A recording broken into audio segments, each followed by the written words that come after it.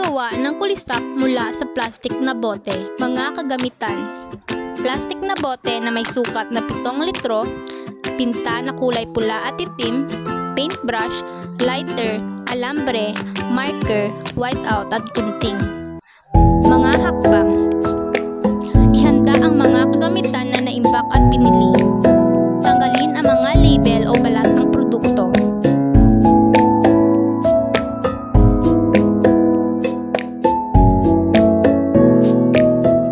Gupitin ang bote sa kalahating bahagi gamit ang gunting.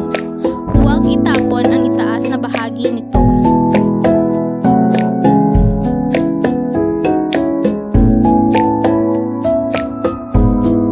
Ang naiwang itaas na parte ng bote, gawan ng gabay para sa paggupit sa pakpak ng kulisap gamit ang marker at gupitin ito.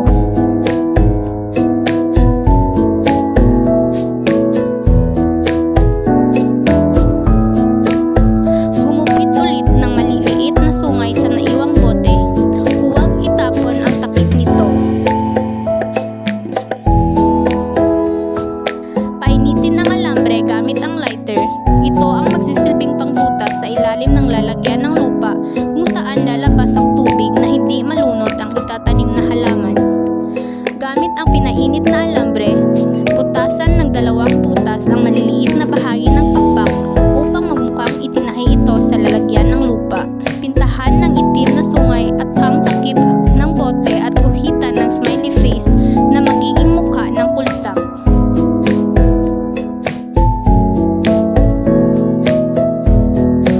Pula naman ang ipipinta sa kalalagyan ng lupa at sa pakpak.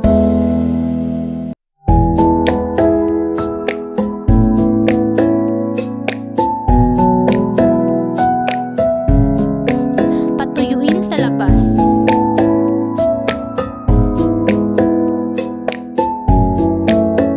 Pagtapos matuyo ang pinta, lagyan ito ng maliliit na itim na bilog para mas magmukhang kulisap.